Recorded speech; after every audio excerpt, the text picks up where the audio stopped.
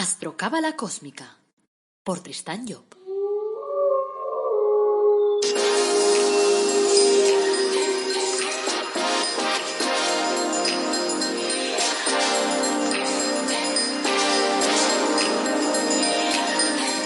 Astrocábala cósmica, episodio 33. Te brindo una calurosa bienvenida a Astrocábala cósmica, el podcast en el que te hablamos de astrología cabalística y de cábala de forma amena, clara, directa, fácil de andar por casa, de aplicar día a día. Soy Tristán Job, tu astrólogo, cabalista y escritor cósmico, y llevo más de 30 años trabajando el tema de la cábala. Hoy es miércoles 13 de mayo de 2020. Este es el episodio 33 y como cada miércoles nos toca hablar de cábala. El título de nuestro episodio de hoy es Yesod, la imaginación al poder. Antes, como siempre, quiero recordarte que en el Árbol Dorado Academy te damos cursos gratuitos, productos de crecimiento personal, productos relacionados con la cábala, tenemos cursos de autoestima de otros tipos y después pues también tenemos el Árbol de la Vida personalizado, los ángeles de la cábala también personalizados. Así que te dejaré el enlace en las notas de este episodio. También aprovecho para comentarte que hay un nuevo libro en el mercado, se llama La búsqueda de la felicidad a través del árbol de la vida y espero que te guste porque lo he hecho con mucho cariño. Está en versión papel y en versión ebook y lo puedes encontrar en Amazon. Vamos a empezar con una pregunta que nos ha hecho Belén. Dice lo siguiente: Hola Tristán y compañía. Antes de preguntar, quiero agradecer tu trabajo porque me está ayudando mucho a comprender la cábala. Yo antes era de las que pensaba que eso no era para mí, porque me había acercado a la cábala y no comprendía nada, la verdad. Estaba lleno de palabras raras. En cambio tú lo haces fácil. O sea que, gracias nuevamente. Mi pregunta es, en cada centro marcas actitudes a seguir. Y yo estoy procurando seguirlas, pero ¿hay que seguirlas en el orden del árbol? ¿O no pasa nada si hoy sigo, por ejemplo, las que has puesto en Hot y mañana las de Geset? Interesante pregunta, Belén. Antes de nada, muchas gracias. Me alegro de ser útil, me alegro de llegar a la gente y sobre todo ya sabéis que mi lema es la vida es fácil, o sea que intento que la cábala, como el resto de la vida, nos resulte fácil y la podemos aplicar día a día. Ahora bien, vamos a tu pregunta. Por un lado, yo te diría que el ideal, evidentemente, es que desarrollemos las actitudes del árbol en el orden que marca el árbol. Es decir, primero Keter, después Hoshma, después Bina, etc. Entonces, primero marcamos las actitudes de la voluntad, después las que nos llevan a tener suerte, después las que nos llevan a ordenar nuestra vida, y así es como debería ser normalmente. Ahora bien, es evidente que nuestra vida no está absolutamente ordenada y como nuestra vida no está ordenada, entonces saltamos de un lado al otro muchas veces sin ser conscientes y sin darnos cuenta. Entonces, como de todas maneras tenemos que ver también que dentro de cada uno de los centros es como si tuviéramos un pequeño árbol. Es decir, si tú me estás hablando, por ejemplo, del centro Hot, que es el de la comunicación, pues dentro de Hot está también un Keter, que será la voluntad de comunicar, y un Hoshma, que será la suerte de la comunicación, y un Bina, que será el ordenar las palabras de forma adecuada, el hablar de forma ordenada, etc. Entonces, dicho esto, pues claro, lo mejor, evidentemente, es hacerlo en el orden adecuado, pero si no, pues lo segundo mejor, entre comillas, es hacerlo. Así que yo te animo a que te vayas conectando de alguna forma con todas las actitudes que se corresponden en cada uno de los centros y si no puedes hacerlo en el orden establecido, pues como mínimo hacerlo. Eso será lo interesante. Bueno, vayamos al lío. En el episodio de hoy hemos dicho que íbamos a hablar de Yesod, pero para llegar a Yesod, en el episodio 9 hemos visto cómo Keter activaba la voluntad. En el 12 estuvimos hablando de Hoshma y de la suerte. En el 15 hablamos de Bina y del orden. En el 18 de Geset y la abundancia. En el 21 de Geburah y el trabajo. En el 24 hemos visto la importancia de activar la conciencia. En el 27 vimos cómo trabajar con los sentidos. Y en el 30 hemos trabajado la inteligencia y la comunicación. Llegamos pues al final del recorrido del árbol de la vida. Y ahora en Yesod nos toca proyectarlo todo hacia Malkut, a la realidad material. O sea, Yesod es como el laboratorio del árbol, en el que a través de la imaginación somos capaces de imaginar el proyecto ya terminado. Por lo tanto, Yesod es el centro de la visualización. Cuando proyectas en tu mente un propósito, lo estás acercando a la realidad. Y siempre repito la frase que más me gusta de ese genio llamado Walt Disney, que dice, si puedes imaginarlo, puedes conseguirlo. Y aquí radica probablemente la clave más importante de ese centro número 9 que es Yesod. En suma, Yesod pues actúa como televisor, es decir, proyecta unas imágenes que nosotros acabamos viendo como reales. A mi hermana, por ejemplo, antes de mudarse, la animé a realizar una lista y tal, lo más exhaustiva posible, sobre el lugar donde quería vivir. Y entonces lo imaginó con todo tipo de detalles, las habitaciones, el jardín que quería, el garaje, yo qué sé, todo lo que quería allí. Y alucinamos cuando la inmobiliaria, al cabo de unos días, le enseñó la casa que ella había imaginado, con todos los detalles. Y claro, se la quedó. O sea que, a continuación, vamos a ver las actitudes que toca realizar para poder conectar con Yesod. Así que, practícalas. Primera actitud.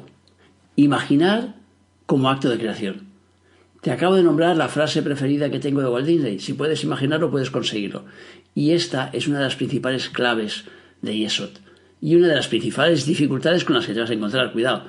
En general, a la gente le cuesta mucho imaginar. Sobre todo imaginar más allá de la realidad que está viviendo. O sea, si quieres te pongo a prueba. Imagínate ahora, por ejemplo, que te tocan 50 millones. Ojalá. Confecciona la lista ahora con las 10 primeras cosas que harías. Pero cuidado, elimina de esa lista el comprarte un coche, el comprarte una casa o el viajar. ¿Qué? ¿Te cuesta? ¿Te cuesta finalizar la lista? Pues ese es el problema. Imaginar en sí es un acto de creación y tenemos que acostumbrarnos a desarrollar esa imaginación. Y para eso tienes que ser capaz de superar tus propias barreras, los límites que te han fijado las circunstancias que has vivido. O sea que trabajar la imaginación también es salir de la rutina. Porque claro, si siempre comes lo mismo, si siempre vistes igual, si trabajas, o sea, vas al trabajo en el mismo transporte público o utilizando el mismo camino, claro, te será difícil imaginar algo más allá. Por eso decimos que la rutina te atelaza, te subyuga, porque te hace creer que repitiendo patrones vas a estar en una zona segura, pero es falso, es mentira. O sea que si te minimizas, si piensas que eres poca cosa, que no eres una persona agraciada, si tienes pocos recursos, si crees que tus herramientas son limitadas, ¿cómo vas a poder conquistar a una persona maravillosa, por ejemplo? No puedes ni imaginártelo. ¿Te acuerdas, por ejemplo, de Marilyn Monroe, uno de los iconos de belleza del siglo XX? Pues ahora asómate a Internet y mira a sus 3 maridos. Ninguno de ellos era guapo. Bueno, el jugador de béisbol todavía, el Joey DiMaggio, un poquito, pero nada. Entonces, no. La película está en que seamos capaces de imaginar más allá y no que nos encerremos pensando que la película es una película determinada por las circunstancias, por lo que nos han enseñado, por lo que nos han dicho. En España, recuerdo que tuvimos un presidente llamado José Luis Rodríguez Zapatero. Cuando se presentó a las elecciones, nadie daba un céntimo por él, ni siquiera en su propio partido. Pero él ya se había imaginado como presidente, porque lo dijo en varias ocasiones. Y las circunstancias se aliaron a su favor y lo consiguió. ¿Cómo? De forma mágica, cósmica, como quieras, lo consiguió. Esa es la cuestión. Segunda actitud. Liberarse del sentimiento de culpa. Antonio no le dio a Asunción la boda que ella quería. Y fue tan rara esa boda que ni siquiera tiene una sola foto, porque el fotógrafo se enfadó y abandonó la boda. Y no les dio ninguna foto. Ahora tienen 5 hijos. Se quieren, pero él siempre se ha quedado con la espinita esa clavada del sentimiento de culpa. Y eso le ha llevado a tener miedo a que en cualquier momento ella le recrimine lo que pasó y le abandone. Y entonces se presentó en mi consulta preguntando, oye, ¿puedes ayudarme? O sea, es importante comprender primero que el sentimiento de culpa es una de las emociones más inútiles generadas por el ser humano. Como diría el cantante Pérez, ¿os acordáis de aquello que decía, no sirve de nada, no sirve de nada, no sirve de nada, hey? Bueno, no continúo porque si no, luego se queja mi hija y me dice, papá, no cantes. Como contraposición, en el otro lado de la balanza, esa toma de conciencia, o sea, la toma de conciencia, vamos, es la actitud más útil que pueda existir. O sea, si te has equivocado, toma conciencia de tu error y hazlo distinto la próxima vez. Inténtalo otra vez de una forma diferente. A Antonio, ¿qué le dije? Pues le di la idea de realizar, por ejemplo, una ceremonia privada con sus amigos y con sus parientes, como si fuera una renovación de los votos matrimoniales. Y esta vez lo hizo de forma muy romántica y con muchas, muchas fotos. Y claro, fue un éxito. Y finalmente se liberó de ese sentimiento de culpa. No sé, es corriente también sentir culpa, no sé, por algo no realizado, por no haber sido capaces de cumplir con una misión. Incluso hasta sentimos culpa por los demás. No sé, por haber dejado de hacer algo por un hijo, por ejemplo, o por una pareja. O sea, somos unos especialistas del copón en el arte de la culpabilidad. Tenemos que comprender que estamos en el centro 9, el último, porque el día a día es la planación. Así que es muy importante que en el tránsito que hagamos por Yesod no carguemos con culpas. Porque si lo hacemos, si seguimos en esas culpas adelante, ¿qué pasará? Que se van a materializar.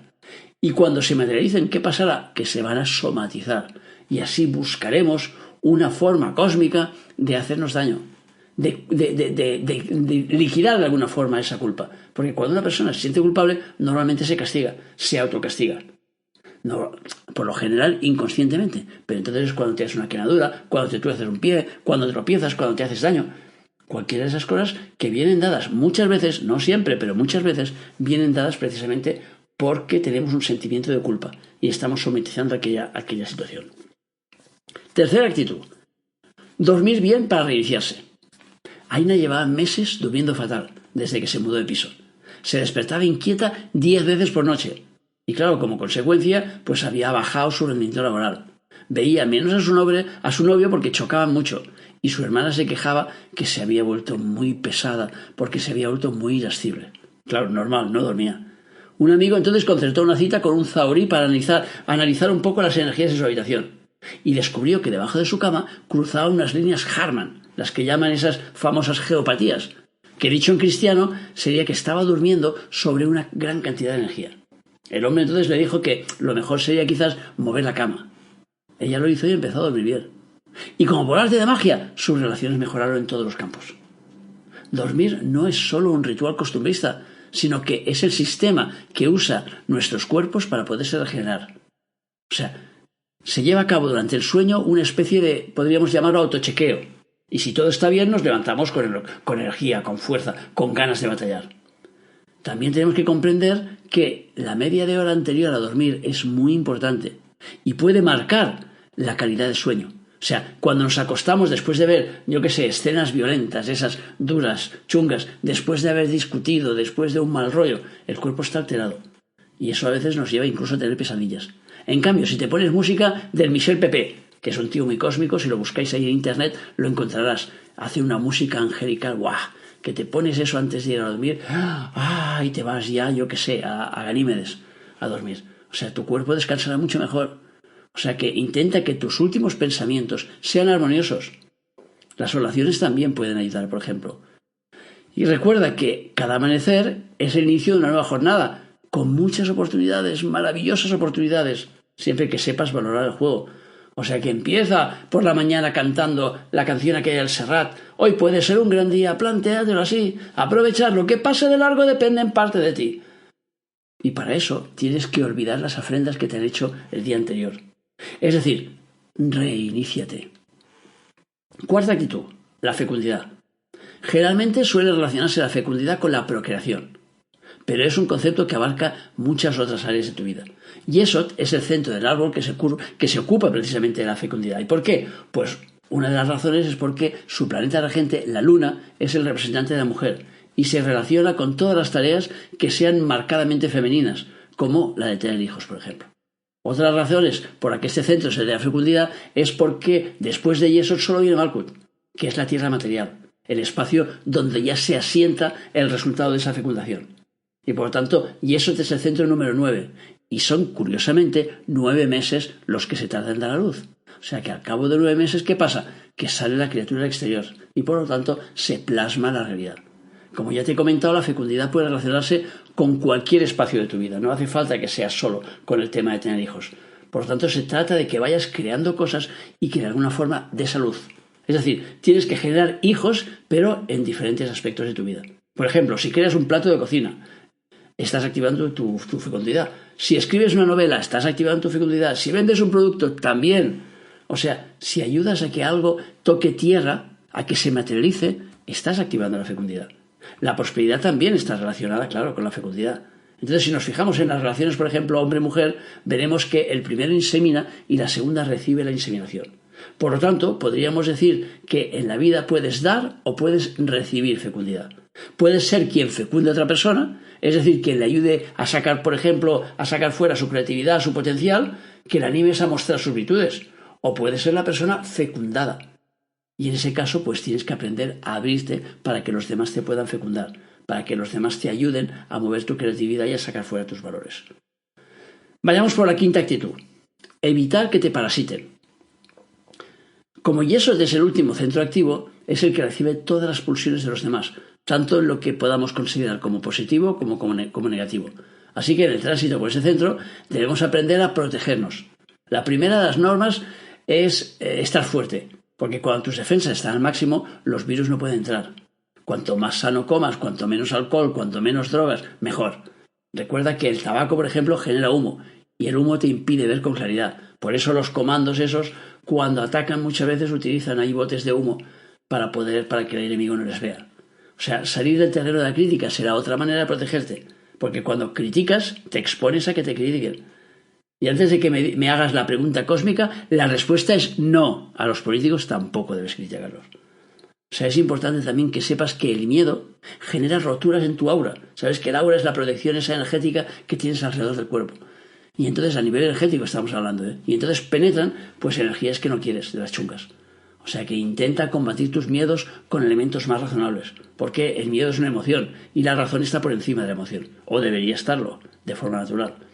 Por otro lado, claro, todos conocemos, por ejemplo, personas que tengan energía chunga, o al menos para nosotros.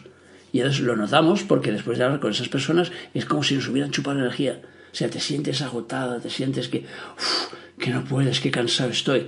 Para estos casos, lo mejor es protegerse antes de ver a esa persona, antes de hablar con ella. Yo, por ejemplo, utilizo un método que me ha resultado muy efectivo y se trata de imaginar que construyes una figura geométrica a tu alrededor y que tú te metes dentro de ella. O sea, la construyes mentalmente. O sea, imagínate, por ejemplo, que quieres construir un cubo. Entonces tú te imaginas que estás en el centro del asunto. Y entonces te creas una pared delante, una pared detrás, una pared a la derecha, una pared a la izquierda y te imaginas una pared arriba y una pared abajo. Luego te imaginas que con un tubo de esos de silicona cósmica sellas todas las aristas, todas las paredes. De un lado, o sea, de la derecha, de la izquierda, arriba y abajo. Y entonces una vez has hecho eso, entonces te imaginas que en el exterior colocas espejos. De manera que cuando la energía venga hacia ti, rebote directamente. Y luego ya para finalizar por dentro, pintas, tú estás dentro de ese cubo, pintas entonces el cubo del color que a ti te guste más, con el color de energía que más te guste.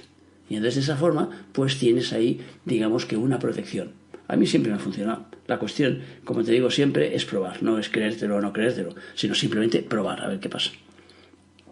Sexta actitud. Finalizar las cosas. Y hemos comentado que Yesod está en el final del árbol. O sea, después solo está Malkut. Por lo tanto, es lógico que represente la finalización de las cosas. Conseguir que las cosas lleguen a sus últimas consecuencias, podríamos decir. O sea que el tránsito por el centro 9 debe animarte a retomar todo lo que has dejado a medias para acabarlo. O si no, eliminarlo definitivamente, pero que no te queden cosas colgadas. Cuando dejamos cosas pendientes, generamos una retención de energía. Y esa retención de energía, claro, nos cortapisa entonces nuestras actividades. Se nos acumulan y acaban generando un atasco. Claro que como ese atasco no lo vemos físicamente, pues muchas veces no nos damos cuenta. Pero a nivel energético existen también los atascos. O sea que por eso es importante que la energía circule y que circule en nuestra casa, por ejemplo. Por eso hay que tenerla limpia, sin trastos inútiles, sin guardar ropa rota o vieja o yo qué sé, o el vestido de bodas de cuando me casé. Pero si te has casado, alma de Dios, hace 20 años, ¿qué hace ese vestido ahí? No me dirás que es que quieres que tu hija se lo ponga, porque vas a ir corriendo y va a irse a Cancún a casarse para no ponérselo. O sea, no, por Dios, las modas cambian, tu hija ya no quiere ponerse tu vestido. Liquídalo. Vete si quieres y dalo a la parroquia o dalo a un museo, donde quieras. Pero quítate las cosas inútiles de encima, porque todo eso cortapisa tu energía. Todo eso te bloquea. Por lo tanto, no vale. También tienes que ser capaz de finalizar las relaciones que no funcionan, con las personas que bajan tu nivel de autoestima, que te están dañando de alguna manera. O sea que con eso tengo también un truquillo, que es imaginarte pues que esa persona es un globo y que tú estás agarrando la cuerda del globo. Y entonces te imaginas que vas a la playa, incluso puedes ir, si tienes una playa cerca, irte físicamente a la playa. Y entonces cuando estás en la playa, te imaginas entonces que ese globo es esa persona y entonces de golpe abres tu mano y el globo sale volando. Y dices, ¡adiós! Y saludas ahí el globo y te imaginas cómo ese globo se aparta de tu vida y cómo le acabas de dar libertad y al mismo tiempo que le has dado libertad, él te lo ha dado a ti. Así que finaliza todo lo que deba ser finalizado en todos los aspectos y en todos los ámbitos de tu vida. Séptima actitud, renacer. En la actitud anterior hemos hablado de finalizar lo que estaba pendiente. Ahora llega el momento de renacer, que es el paso siguiente. Se trata entonces de que seamos capaces de iniciar nuevas actividades, pero sin el paso del pasado. Y para conseguirlo es necesario que estemos preparados para perdonar. Primero los que nos ofendieron, nos dañaron, nos fastidiaron, nos ningunearon, nos bajaron la autoestima, nos hicieron chunguin, a todos. Y también a los que se dedicaron a mostrarnos el mundo al revés. O sea, los que nos dieron odio en lugar de amor, los que nos dieron tristeza en lugar de alegría, los que nos dieron lucha en lugar de concordia. O sea, tienes que perdonar a esos personajes, entre comillas, nocivos, para poder avanzar. Porque si no, tienes ahí un peso de piedras en la mochila que no te permite avanzar. Entonces, ¿cómo vas a enamorarte de nuevo si guardas en la retina el engaño al que estuviste expuesta? Es muy difícil. Entonces ahora, hay una cosa que tengo que decir y siempre repito para que no se me malinterprete. Cuando yo te digo que perdones a alguien, el mayor beneficio es para ti. Porque me han venido 1000 veces gente a consulta diciéndome, es que yo no puedo perdonar a esa persona porque esa persona me ha hecho demasiado daño, no se lo merece. Y yo digo, no te equivoques. Si al perdonar a la persona no es a ella que le estás haciendo un favor, es a ti. Porque la mochila es tuya, eres tú quien está cargando con esa mochila todo el rato, quien tiene ese peso en la espalda. Por lo tanto, quítatelo de encima, alma de Dios. O sea, deja de cargar con todo ese peso todo el rato, porque eso te cansa. Ay, Dios mío, cómo cansa. O sea, no es una cuestión de lo que merezca el otro. El otro me importa un bledo, es lo que mereces tú. Y tú mereces liberarte. Por lo tanto, es muy difícil poder renacer sin pasar página, sin perdonar. Así que quítate la mochila de encima. La segunda parte de la jugada, una vez has conseguido descargar tu mochila de las peripecias, digamos, vividas y tal con el personal, es que aprendas a perdonarte a ti por los errores cometidos, porque esa es otra. O sea, que son demasiadas las personas que, como hemos dicho antes, se sienten culpables por alguna película. Lucía, por ejemplo, me contaba algo que me han dicho 1000 veces. Me siento culpable porque, claro, pienso que podía haber hecho algo más para salvar mi matrimonio después de 17 años. Imagina que estás con un amigo y que estás contemplando su coche. Imagina que ese coche tiene 17 años y él debe cambiarlo porque ya no funciona y te dice, ay, si lo hubiera llevado más al mecánico, ay, si lo hubiera hecho más revisiones, ay, si hubiera dormido siempre en el garaje, ay, si lo hubiera limpiado más a menudo, ay, si hubiera usado gasolina más guay. ¿Tú qué le contestarías? Pues eso, aplícate el cuento. Si en el pasado te has equivocado, o eso piensas, intenta que ahora te salga mejor. Cambia los parámetros, modifica tu actitud y, sobre todo, avanza. Octava actitud. No desees lo que no quieres vivir. ¿Te suena haber oído alguna vez aquello de espero que mi hijo se estrelle para que se dé cuenta que ese no es el camino adecuado y así vuelva al carril? Espero que esta relación no le funcione bien a mi hija porque no me gusta nada el chico ese que he elegido. O sea, que es un hombre que no es el adecuado para ella. O sea, que espero que mi jefe fracase y así aprenderá a tratarnos mejor. Yo tengo que lidiar con esas cosas todos los días. O sea, con ese tipo de sentencias ahí en mi trabajo.